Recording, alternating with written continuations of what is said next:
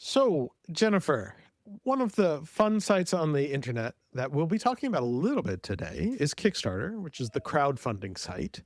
And it has a tagline / prompt of bring a creative project to life. This is, I will note, the last time ever that we're doing one of these cold opens with a prompt, but we are doing it and we are using Kickstarter. And I would like to ask you, what creative project would you like to bring to life? Well, I already did my most, favorite creative project when I created some knit hats out of the fur of my giant Newfoundland dog. So you kind of feel like, oh, maybe I peaked in terms of creativity. These are amazing. I have seen them. They are amazing. Yeah. Other people hope I don't go down that creative path ever again. But the thing I've actually been thinking about is there are a lot of people out there who have had sort of, great educations, but kind of limited, like focused on only computer science or engineering or that sort of thing. And, they want to know more about Western civilization and the great books, but they either didn't have a chance to read them or weren't able to fully appreciate them when they were just in middle school or high school. And my idea is, there's a lot of people out there who are English professors, who are experts in literature, and kind of connecting the people who want to read with the people who have read and thought about the books in sort of like a book group kind of fashion. So not a lecturer sort of thing, but invite a professor to your book group to just be like a friend, part of the conversation, just talk about some of these great books with you. I think it's fun for the professors to maybe make a little extra money, and really valuable for people who are serious about books and about learning about, literature and our tradition and stuff, to be able to have more expertise in a fun situation. So that's something I've been thinking about as kind of like a cool sort of business. That's very cool. I was expecting a more joking answer, but that's a very, very cool idea. I appreciate that. What it would be your creative project that you want to bring to life? Oh my gosh. I was thinking through this in terms of, I have a long list of creative projects. And so it's like, which one do I want to talk about? I have been seriously thinking about, and I think this would be fun to do, to write a novel that is reflective of the times that we live in. There's so much stuff going on. I have an idea for a novel that I guess comically comments on the world that we live in today. I think that the world could use a little bit of humor, well, not people having to turn a blind eye in order for us to have fun in what is now the real world. So I like that idea. Do you want to say a little more about how the novel's going to go? I'm afraid to. So I think for people who follow me and my writing and everything, I think they would recognize some of the themes, though I might present them in a slightly different form than I normally do with my writing. I think that the world is waiting. Excellent.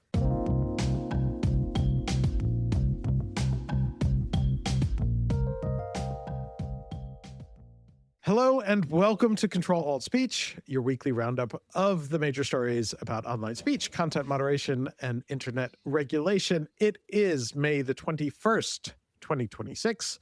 And this week, we are talking about AI in Africa, online speech choke points, regulators using VPNs, and just how much you're allowed to post on X these days. I am Mike Masnick, the founder and editor of TechDirt, with special guest host Jennifer Granick, a civil liberties lawyer previously with the ACLU and Stanford Law, and author of the wonderful book, American Spies, all about the modern surveillance society that we live in. I will note this is the last week of Ben's well-earned paternity leave, and he and I will both be back next week, which raises a few important things that are worth mentioning that if you've been listening to the podcast, you should already know, but I feel the need to remind you of them. There are changes afoot. As mentioned, we went through the last of the opening prompts. We are getting rid of that. We have run out of prompts. We have exhausted that. If you are a subscriber to the new Patreon, which you should be, and you can find that at patreon.com/Ctrl-Alt-Speech, CTRLALT speech. If you are a subscriber there, you can now access the Ctrl-Alt-Speech Plus podcast feed. If you go to the page and if you view the membership tab, you can get the new RSS feed, which will be important starting next week because part of the podcast will only be available to those who subscribe and support us that way. We'll still have the free podcast, which will be slightly shorter and a little bit different. So if you want to get access to the full continuing podcast like you've had it all along, please go support us, subscribe at the Patreon, and you can go find that RSS feed now and subscribe to it so you'll be ready next week when the episode changes go into effect. There should be nothing in that feed right now because we haven't done that. It will start next week, but you can subscribe now and you can get your access for starting next Thursday. I'll also note that this is the last week to get in at the special founder discount rate for the Patreon. Once Ben is back, we will still have the offering, but prices will go up. So if you want to be a founder supporter, please do that now. We also have a post up on the Patreon right now asking for ideas on our new cold open. How do we want to replace that prompt that has grown so tired? So you can weigh in and help us figure out what we are going to say and how we're going to open the podcast. So you can go check it out and share your thoughts. And starting tomorrow, we'll be posting the first suggestion box post for Patreon supporters, where founder level subscribers can submit links to stories that they would like us to cover. So keep an eye out for that starting tomorrow if you are supporting at the founder level. So please check out the Patreon. We're excited about this. This will be a little bit of an experiment, and we're sort of happy to see what happens there. But with that very long intro, let us get to our stories.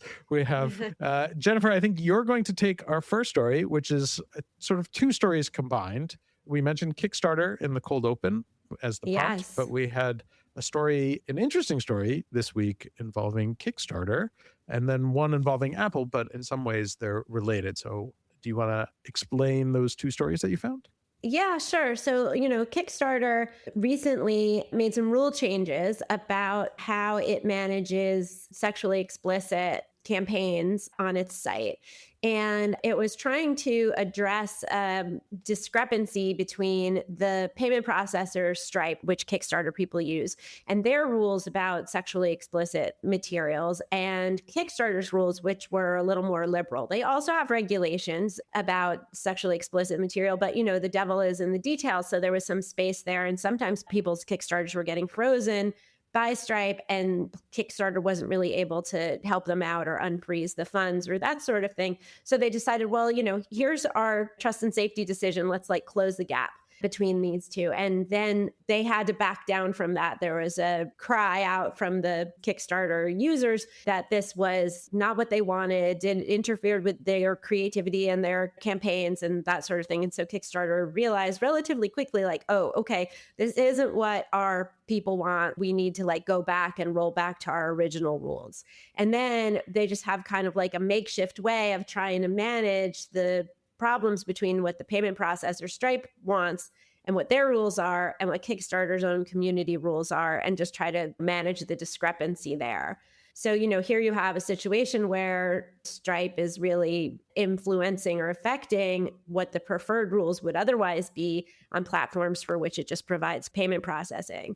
So, we're going to talk about that. But I think that the other big story I thought was similar, because we're talking about who gets to control what gets to be done online. And here you have Stripe having this outsized impact. And I think, the other story I wanted to talk about was about Apple. And ahead of their annual developer conference, they published this overview of the steps that they take in order to protect users and developers, particularly in the App Store. And this long list of steps they take and how their moderation and control of the App Store has helped, eliminate, or not eliminate, but decrease fraud, decrease spam, interrupt inauthentic reviews, malware, and those sorts of things, and how this is really beneficial. And we know Apple has this reputation for privacy and security in particular, but Apple has this locked-in ecosystem, and that impacts what people who have iPhones and use the App Store are able to do online. And so here we have two very important companies, each of which has an outsized impact just based on corporate policies about what users and the public are then able to do. Yeah, I thought both of these stories were really interesting. And I think is one of these issues that is less well thought of. Like when people are talking about trust and safety and content moderation decisions, they naturally sort of tend to think specifically about the big social media companies and the direct impact of Facebook deciding what kind of content they're going to allow, what kind of content they're going to take down. Starting with the Stripe story, that reveals this sort of hidden layer of infrastructure provider that I think is becoming a bigger and bigger story over the last few years. And there was actually just a really good book that came out recently by Rainey Reitman called Transaction Denied, just came out like a month ago, talking about the payment providers and what kind of impact they have on speech and their ability to reject speech, often because they're a layer away from the actual consumer, often in very hidden ways that a lot of users don't even know what's happening. And part of what struck me as interesting about the Kickstarter situation was because of the backlash, Kickstarter was actually, I thought, pretty honest and upfront. First saying like, yeah, we totally fucked this up. But then sort of saying like, look, Stripe processes the payments and they have their rules. And they were like killing projects that Kickstarter itself had approved that Stripe said went against their rules. And it just raises a whole bunch of questions about where is the power. And I'm sort of curious on your take on this. You know, one of the things that I've been thinking a lot about lately is the fact that the powers that be, for both commercial and political power reasons, have a way of hunting up and down the network stack to figure out where that friction point is to then push on it. In some cases, to squeeze out profits, and in some cases for political power. And I'm sort of curious, how do you view that and the sort of hunt for that choke point? Yeah, I mean, it impacts almost all of the policy conversations we have about the internet, you know, all the way from like network neutrality to copyright, you know, infringement, interdiction, to questions about what people are allowed to say and do as end users on the platform. And I think that payment processors have been an underexplored choke point themselves. You know, we know in the past, there's been concern about how MasterCard and Visa won't process payments for sites that have to do with pornography or sex work or that sort of thing. And then that becomes kind of themselves having a control over activity online that is potentially lawful. And I know the ACLU filed a complaint with the FTC against MasterCard and Visa for refusing to process payments related to Pornhub or other kinds of sex worker type sites. You know, and we have this example with Stripe. I think there are also the efforts to kind of take the regulation down in the stack, like you said. In one case, I think is really important about that is Sony versus Cox, which was in the Supreme Court just this little bit ago. And Sony sued. So copyright holders sued an ISP basically saying that Cox needed to basically cancel people's accounts when Sony came to it with these takedown demands or with these allegations of copyright infringement. And there's a lot of like reasons why the case got this far, but it was like $1 trillion case. And the idea is if you can get the ISP to basically block somebody's IP address and not provide them service anymore, you're doing a great job stopping them from infringing copyright, but you're also stopping them from accessing the internet altogether, and not just stopping that person from accessing it, but anybody who uses that IP address, whether it's a household or a library or, you know, a coffee shop or whatever it is. So the regulation, when the further down you go, almost it seems like the more overbroad. Yeah. It's a very blunt instrument. Very blunt instrument. Yeah, exactly. And I think that becomes a real concern. You know, instead of looking at an individual's wrongdoing, you look to control it at a centralized point. And that centralized point can be very effective, but is almost always going to be overkill. Yeah.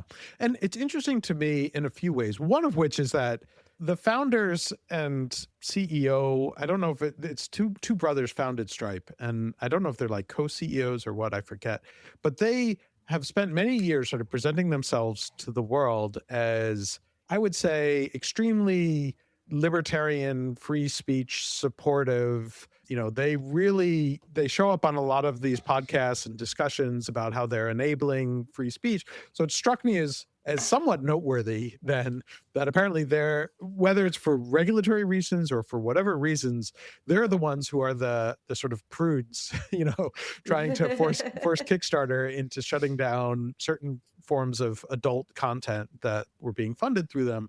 And yet, they sort of stay out of it Kickstarter threw them under the bus, rightly so, because it was really their issue that was happening. But it strikes me as this thing where part of what I wonder, and I don't know if you know this or not, is like how much of this has to do with the fact that Stripe is in a heavily regulated industry as well. Like once you get into the financial space, they will often come up with excuses about how we have to do like know your customer stuff, and because we're all worried about money laundering. And there are legitimate concerns there, but I wonder how much of that is used as cover to then be an excuse for saying like, okay, no more adult content or anything of that nature. Yeah, I think it's, why does this happen? And I think any company is going to be impacted by regulation or fear of regulation and fear of liability, which I think, as you said, is probably much greater in the financial services than it is in other areas because it is so highly regulated. Money, the companies want to make money, and I think that impacts their decision. Like Apple had a dispute with Fortnite over how much money or revenue Apple should make from downloads of the Fortnite app, and they had a dispute, and Apple blocked Fortnite from the App Store for a while. And you can always say like, well, here's why we did it. It's not to gain an advantage in litigation. It's because they're violating our rules about how you report your income.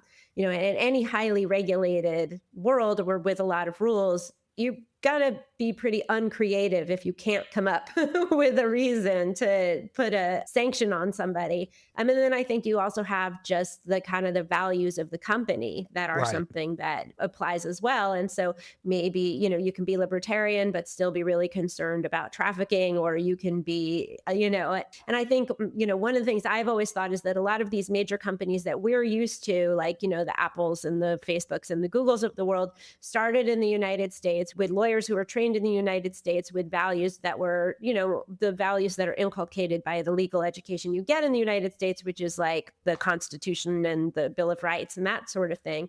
And as time's gone on and these companies have gotten older and the people have changed and they're global and everything, I think that sort of underlying ethic is less important now than are the concerns about regulation and public relations and money and all those other types of impacts that are, the companies are different. They're for profit. They have stockholders that they're responsible to. So I think we just don't live in the same world today when it comes to how companies police themselves that we lived in back in, say, like 2015. Yeah. The other thing that this reminds me of a little bit, and I wonder if this has anything to do with it, is that it's almost been a decade now since we got FOSTA passed, and we saw similar sort of pulling back from allowing or enabling or assisting with adult content in all sorts of forms, where you had Craigslist shut down parts of its site, eBay, suddenly started preventing the selling of adult-related content in certain categories. Famously, Tumblr banned adult content as well. And a lot of this was sort of, whether accurate or not, was blamed on FOSTA potentially putting liability on them, even though FOSTA is specifically about sex trafficking, but what counts as facilitating or enabling or assisting in sex trafficking was unfortunately broad in the way the law was. Yeah. Do you think that any of this could be sort of a specific regulatory response to something like that? I don't know. I do think that there's a general sense of like, why take the chance? You know what I mean? If a small part of your revenue is based on this type of content and you don't need that revenue, but the potential risk is high. This is one of the reasons why we're so concerned about regulation, overall, is because it does tend to have just basically every time we see that these regulations have an outside effect where it encourages more takedown and over censorship than what the actual text could be read to say. So you're going to have these situations where too much stuff is caught in the net. Yeah. So I want to talk a little bit more. We've been focusing on the Kickstarter part of it, but I want to talk a little bit more about the Apple side of the story. Apple's a little bit different. That's obviously a little bit more consumer facing. And, the Apple announcement is really interesting, right? I mean, they're sort of talking about all of this stuff that they've blocked, and they're sort of very proudly talking about preventing $2.2 billion worth of fraud and a lot of fraud. Yeah. And dangerous apps and the sense here in this announcement is basically like, Apple's protecting you. Apple's protecting the world. Apple's making the world safe. And there is value in that, right? I mean, imagine the headlines if there was 2.2 billion more worth of fraud and it was happening on iPhones or whatever. But like, I'm sort of balancing that with the fact that then we're also sort of trusting this one company to sort of police these things and protect us. So I'm sort of curious, like, where do you come down on like, they're protecting us versus there's sort of a police state element to it? Yeah, absolutely. I mean, there's this thing with Apple is there's this, it's an extremely popular platform, but there's a centralized point of failure. And so you have this like choke point, this is again, where it's very effective to target the company for censorship, or the company's own censorship decisions impact all these users. So we had recently a case where people developed these apps in order to keep track of ICE agents or to monitor ICE agents' activity on the streets of Minneapolis and other places during the ongoing crackdown on people who they suspect of being here without proper authorization. And Apple basically took down a number of these ICE Watch type applications. And then a day later, Google took these apps out of the Google Play Store as well. So you have this point of failure. The government comes to them, they give them some code, to say like, we're expecting you to do this. And then they do. And since Apple is a global store, they do this in other countries as well. Like there's an example where Apple's made a lot of accommodations to operate in China, and the Chinese government had Apple remove gay dating apps from the App Store based on their own ideas about what is or is not appropriate. So when you have a central point of failure like that, you have it right there that, this is where a coercive government or whatever is going to focus their attention. So I think in some ways it can be a trade-off. I hear my colleagues at the ACLU telling me that security doesn't require a closed ecosystem that is impenetrable. And I believe that. But I also think that the way Apple has set things up and the way they do end-to-end encryption in their iCloud backups and that sort of thing, that they provide a lot more security than other platforms do for people. It's not the only way, but here, the way they've set it up, there is this trade-off. It makes Apple extremely powerful. And same thing with Cloudflare, right? Where you have a single point of failure. There's something that, and these companies that are under pressure, they have the values of their founders or and that I think is a really scary world to live in, where you have these weaknesses in the infrastructure of the most important technology for communications and business activity of our time. Yeah. I mean, one of the lines that we will repeat over and over again on this podcast is what I believe Charlotte Wilner came up with, which was that trust and safety could also stand for trade-offs and sadness, because it's all trade-offs and sadness. There's no right answer. Each approach, there are incentives and reasons why things happen these ways. And when you have large centralized choke points, that's very helpful for certain aspects of security, but also they become targets, and there then are questions about who has control over those choke points. And so I think these two stories both are really good at highlighting that issue, and how, I don't think either of us are saying that one approach is the right approach. It's just sort of making clear what is often not as well thought about, which is that there are always these choke points, and they're not always the most obvious ones. Yeah. I mean, I think the answer there, because you're right, there's trade-offs, but I think the answer there is for when the trade-off is made, the decision has been made, Apple's going to have this closed ecosystem, we try to minimize the downside by bringing a strong public advocacy against Apple when it makes censorship decisions. So, sort of name, shame, blame, pressure, complain, right. and so that when this happens again the next time, Apple thinks there is some cost to us making this censorship decision. And we try to bring that through, whether it's FTC complaints or public advocacy, I think that we don't have to accept all of the downsides of the trade-off as citizens. Yeah, I mean, I think part of the discussion of the trade-off is how do you, minimize the downsides. That doesn't get rid of the trade-off, but allows you to, but that also involves some level of transparency and openness and discussion about what those actual trade-offs are.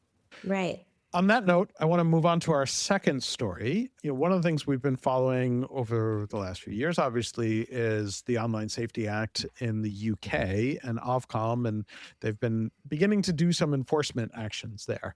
And there were a few announcements this week, including one with X, but I'm going to leave that one aside. But there was another one against an even more controversial site, if you can believe that, than X, which is the site that is known as Sanction Suicide, sometimes referred to as SASU. Obviously, this is a very, very sensitive issue. Obviously, whenever you're talking about anything having to do with suicide, it is a tricky issue to talk about for a variety of reasons.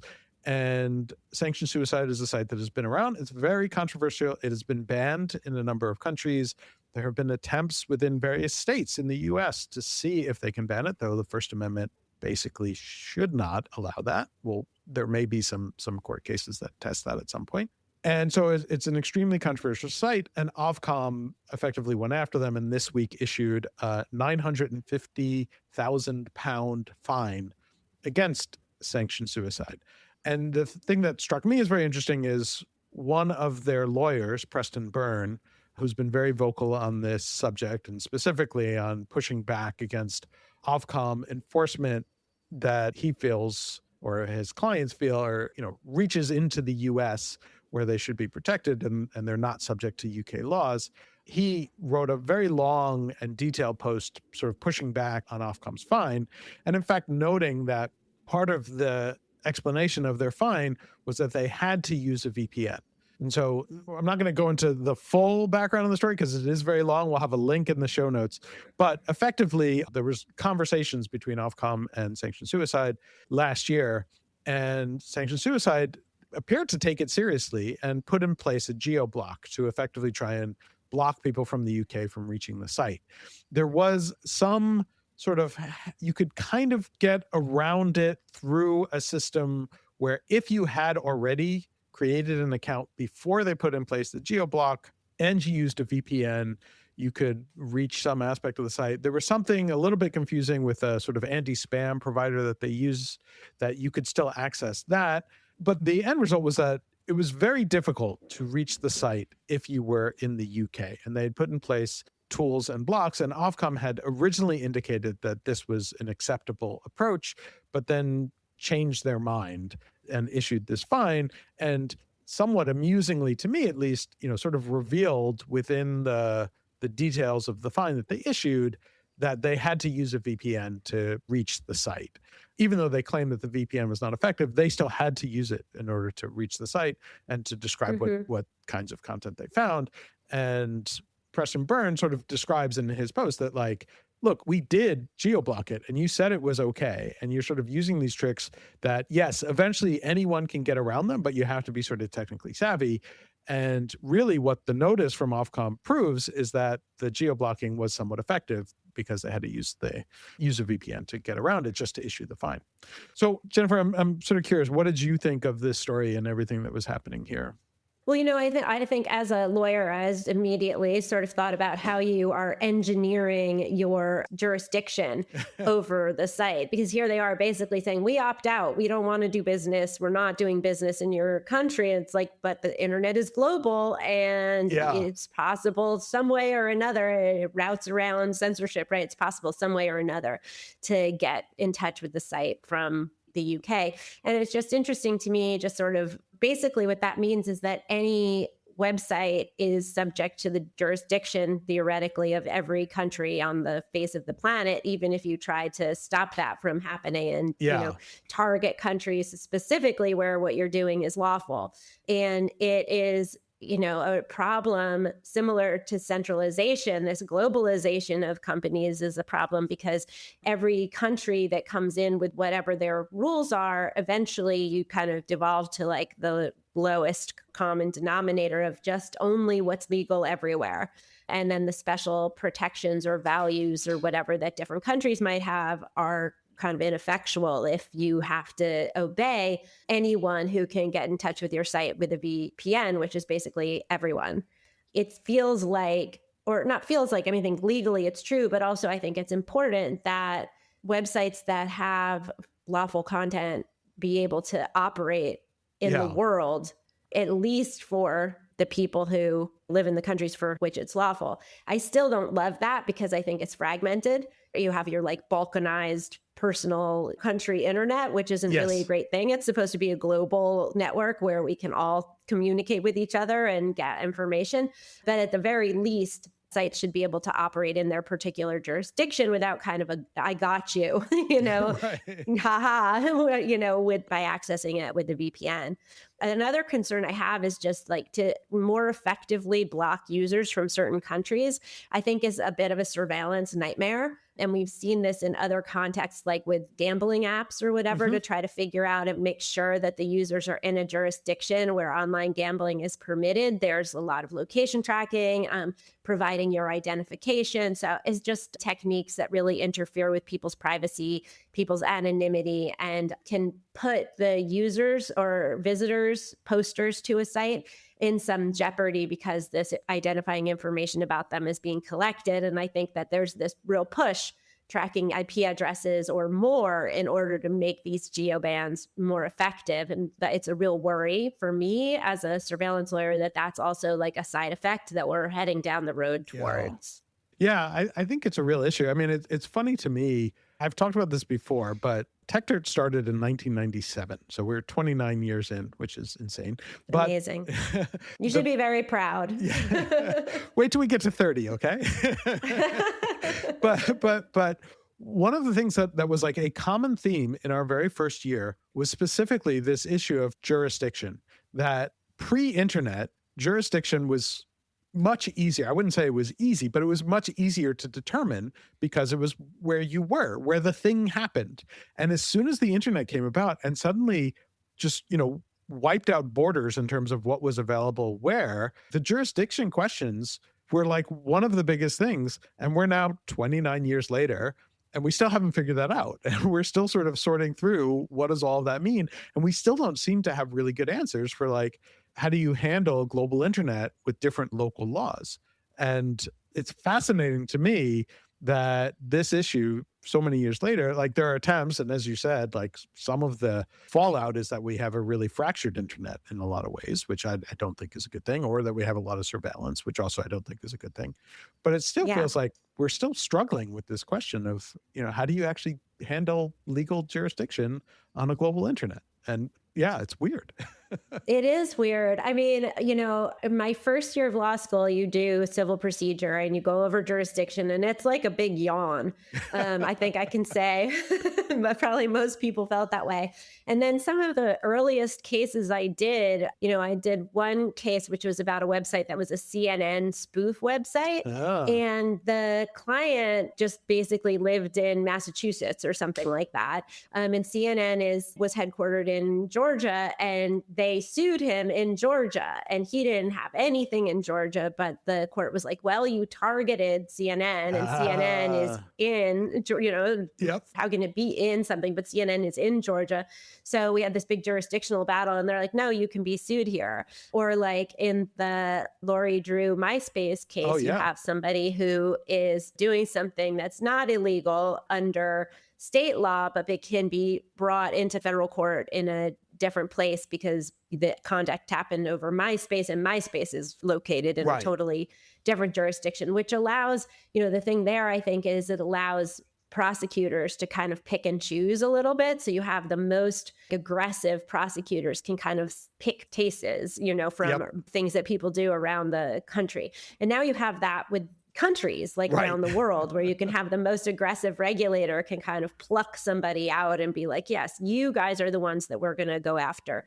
And, I think I have to recognize as a lawyer, like nowadays, I don't think the law is the most important thing that decides that. I think it's the assets. And it's like, if you have people or you have property in the country, then you're subject to their jurisdiction. And I often, had people come to me and be like, what's the rules here about this? I'm like, well, do you have people on the ground there? Like, yeah. Like, do you want to let those people go to prison? No. Okay. Well, then they have jurisdiction over you. Right. So, if you're going to do business someplace, you're going to have that trouble. I was going to say, it's also why certain countries are now putting in place what I refer to as hostage laws, which is requiring, if you want to operate in this country, you have to have an employee on the ground, which, their only real role is to be threatened to be put in jail. I know. Which is sort of horrifying in some ways, but it kind of highlights I would this. love to see the job posting for that. And then also like, what's the interview like? Do you like gruel? How many days can you survive on gruel? Yeah. Oh my God. I'm sure they have some sort, it's like when you work in the CIA, you have a cover story. I assume that there's some sort of job description, which is not technically just be here to go to prison. But I don't know. Given that Sanction Suicide put in place this geo-block, and it appears they went to sort of pretty great lengths to actually try and make the geo-block effective, what else would you think that a site like that should do to say, like, look, we're not targeting your jurisdiction at all? Like, is there anything else that they can do? I mentioned some of the more intensive surveillance things that you could do. Right. In terms of requiring users to prove location, basically, before they're accessing the site. And I think that can be some pretty risky and dangerous information collection. But I don't know that I'm sure, like, technically, and I'm sure that there are tons of cryptographers who are working on ways where you can have like an attestation, like this person is not in this country, and have that be something you can rely on without collecting all this other information. And I hope that tools like that will be developed so that if we need to have these things, we can have these things without it also being, and this user is Jennifer Granick, and she is, all that other stuff. Yeah. All right, well, let us move on to our more lightning round set of stories. And this one, there's a nice sort of segue. This is a story from Rest of World talking about how various African countries are trying to figure out their AI policy. And one of the things that multiple countries are recognizing is how reliant they are on US-based companies and US-based infrastructure. And suddenly these legal questions of, well, how does the law here apply to companies based there, are having a really big impact in terms of how these countries are thinking about their AI policy. And one of the things that many of these countries in this article, they cover Nigeria, Egypt, Kenya, South Africa, though the aside on South Africa is that their AI policy had to be withdrawn last month when a researcher actually discovered that the citations in the policy on how to deal with AI appear to have been hallucinated by AI. That will be revisited. You can't make this stuff up. Yeah. That's gotta go in your novel. Yeah, something like that. Definitely should. Make a note. Yeah. But what's interesting is these countries are suddenly sort of trying to figure out how to deal with that. And one of the things that many of them are pushing for within these policies, whether or not it's realized is still to be determined, is that there needs to be more local sovereignty. Data should stay within these countries, and even if they're doing agreements with American companies, that there needs to be some level of control over the data and keeping it local within the countries, which then raises a whole bunch of other issues. And we've had this in other data localization contexts where if the data is local, that also means it may be accessible. So if a government wants to do surveillance on you, a requirement to keep it local, you can say, is to protect privacy, but it also may give access to the police or whoever else. So I'm sort of curious, what was your take on this particular story about the African countries and trying to figure out how to deal with American AI infrastructure? Yeah, sovereignty sounds great. And I do think that it makes sense that countries want to be able to have technology accord with their own laws and values, and that they don't necessarily want a big for-profit American corporations deciding what's good and what's bad for people. And I agree with that. I think that when you have the rules and the constraints about what a product like AI can do that are decided by for-profit companies, it's going to be a certain thing. And there are going to be other values that go by the wayside. Like this whole discussion of AI safety as being like the primary motivation or, the primary like value added by a company. It's when you have such a highly competitive industry, nobody's going to slow down for safety. It's just obviously it was never true. Obviously never true from the beginning. And I think that it makes perfect sense that countries would want to do something different. And I think this is important because for me, one of the issues here is like AI isn't just information or something somebody says. AI is something that it does things. And that functionality, I think, can often should be regulated. So that makes a lot of sense to me. But, as we talked about before with the balkanization of the internet and with how you get the lowest common denominator of regulation when any country is the decider about what a tool can be used for, what people can say or do with it. This is the issue I think we're going to have here with the idea that, we have sovereignty over a particular tool. It is another one of these trade-offs. Yeah, just another one of these trade-offs. Yeah. No, it's tricky. I also think, there's another trade-off within what you were talking about, which is trickier than I think most people recognize, which is you talked about the difference between sort of speech and conduct, which is sort of usually the dividing line between, speech is more protected against regulation versus conduct. But it's not as clear where that border is, especially with tools like software and AI. The switch from what is speech to what is actually conduct, it would be nice if there was a clear dividing line. I'm just not convinced there really is. No, there isn't. It keeps the speech lawyers occupied. Yes. Litigating what is that line. And we're dealing with that. I don't want to take us down a different but favorite road. We deal with that in the context of Section 230.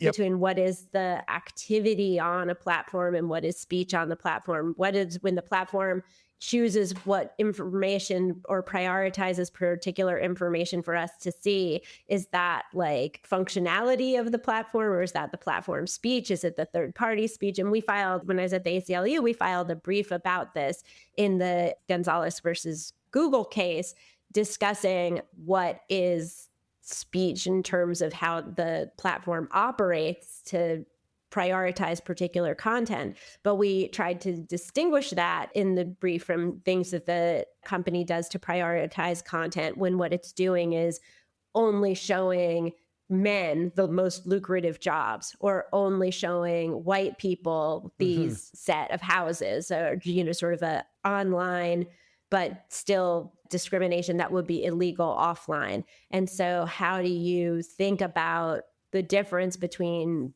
here's what you, Jennifer, might like to see, and here's what you white people deserve to have in your education and housing and credit portfolio? Yeah. We don't have time to go deep into this, but yes, it is like with all of these things, right? It is a really, there are things that are clearly problematic and where there are laws against them, but you have to be very careful wading into the areas where, it's easy to say, well, this is conduct, this is speech, but the lines are very, very blurry. And that's where there's a lot of litigation and keeps lawyers like you plenty busy. Yeah, totally. And I can understand why different countries want to have that idea too. Like we want tools to operate in the benefit of our citizens. And so here's how we want it to be. Of course, as I'm saying it, it's like the most optimistic view of sovereignty, because we also know that not all governments are like, well, what's good for our citizens. A lot of governments are like, what's good for me? Can I use this deep fakes takedown law in order to get bad stuff about me, the president, taken offline? And so, we can't trust that every government is really concerned about free speech and their citizens. Yes, I don't know why that was the example. I was going to say, that was a fantastic segue to our next story. So, which is that, yes, the Take It Down Act is now in effect. Do you want to talk about that? Sure. I mean, this is a law that was signed about a year ago and is now fully in effect. The Take It Down Act was intended to address the problem with non consensual intimate imagery, or NCII. And this includes not just images of real people, but also what we call deep fakes or AI generated images. I think deep fakes suggests we can't tell the difference between them and real, but they're really just fakes. So I Right. don't know how deep it is or whatever, but it's called deep fakes. And the law sets up a notice and takedown process where if a platform gets notification that there is some NCII on it, then there's a 48-hour turnaround to take the information offline. And we know from in other notice and takedown regimes like the Digital Millennium Copyright Act that these regimes tend to create a over incentive to take things down, even if they're lawful. The company doesn't know, it doesn't have time to ask questions, and so these regimes can be weaponized to take down information that maybe has nothing to do with NCII. And so not only do you have a problem that maybe the law is overbroad as to what should be taken down, that's a problem, but also that in practice, the takedowns will be broader even than that interpretation of the law. And just recently, the chair of the FTC wrote to a bunch of the large platforms, large and medium platforms, saying, we're going to start enforcing this, so you guys better be doing it. There are huge fines at stake, but there's like explicit statements by President Trump that he plans to use this law to try to get critiques and negative information about himself taken offline. And that's just so interesting because I think there's just a very, very limited amount of NCII about President Trump. I mean, I don't know. Maybe I just run in the wrong circles.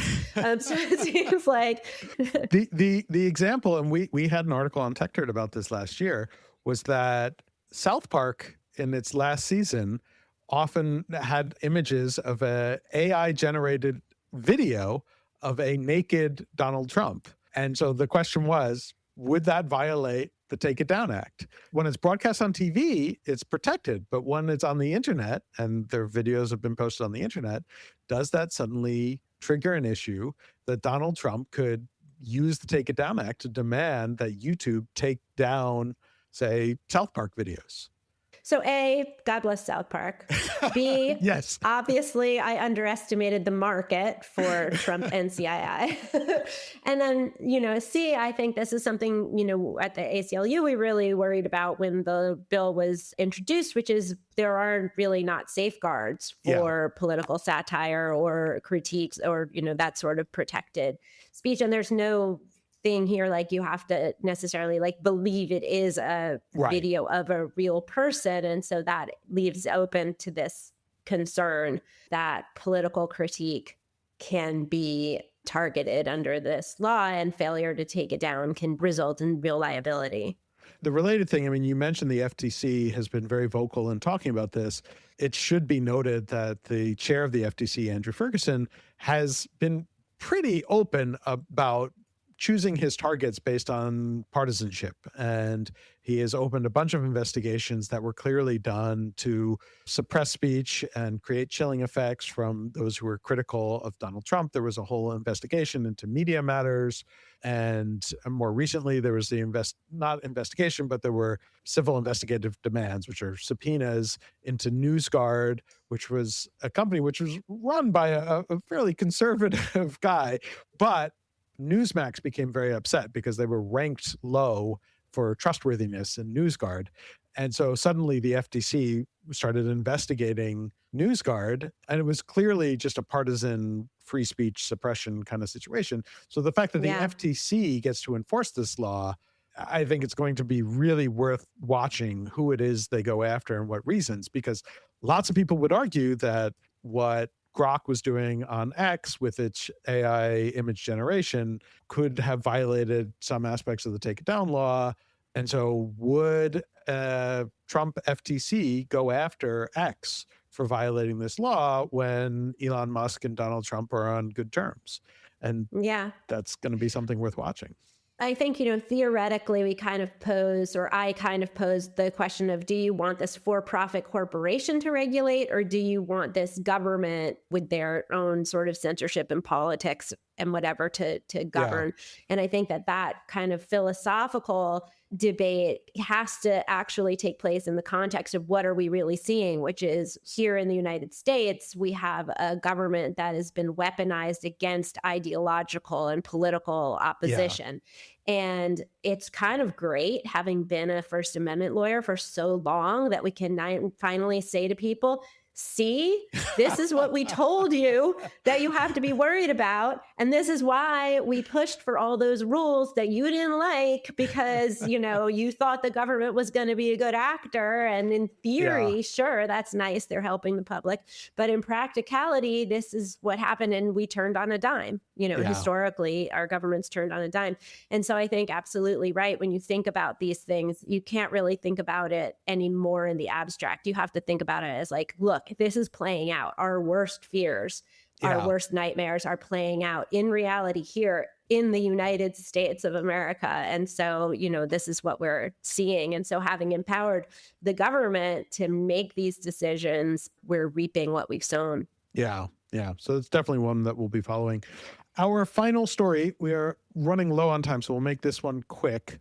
For the most part, I mentioned it here and there, we have avoided talking about X and Elon Musk this week, except for this last story, which again will be really quick.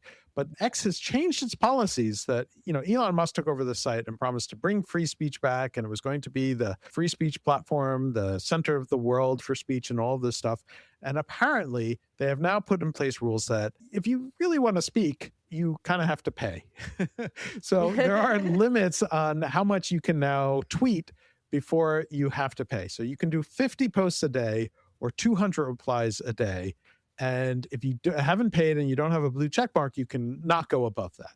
Now, some people will argue, and you might argue, that 50 posts it's a lot of posts. 200 replies is a lot of replies. That should work for most people and probably does work for most people. But I could definitely see, people who are commenting on sports or news or whatever, if there's like a breaking story, I could see people easily surpassing that and then being pushed to have to pay for it, which is a very different social media experience than I think most people have these days. And so I sort of wonder what impact that's going to have. What was your take on this story? I think it's kind of an arbitrary line drawn to try to, make a distinction between regular users and commercial users maybe, and sort of like, this is how we can make money.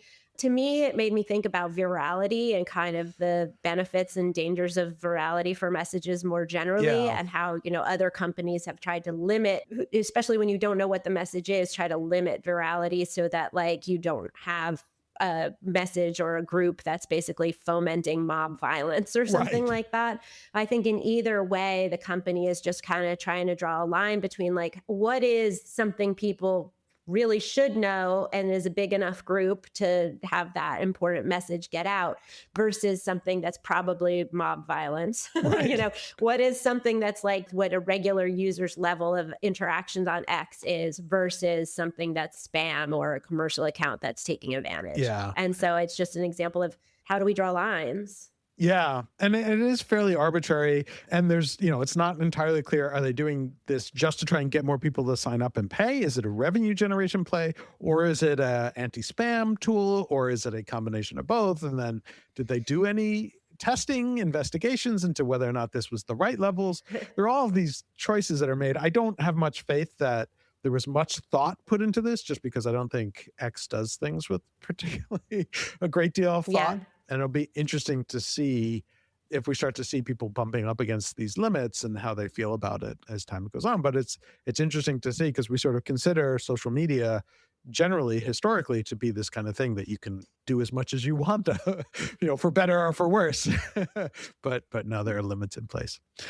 Anyways, we are basically out of time. But Jennifer, thank you so much for jumping into the guest hosting seat. This was really fun, really interesting discussion. I hope that listeners really enjoyed it. I certainly did. I did too. And thank you everyone for listening as well. Thank you, everyone. And we'll be back next week, and Ben will be back from his paternity leave, and we'll have lots of exciting news then. So thanks again. Thanks, Mike. Thanks for listening to Ctrl-Alt-Speech. Subscribe now to get our weekly episodes as soon as they're released. If your company or organization is interested in sponsoring the podcast, contact us by visiting Ctrl-Alt-Speech.com. That's Ctrl-Alt-Speech.com.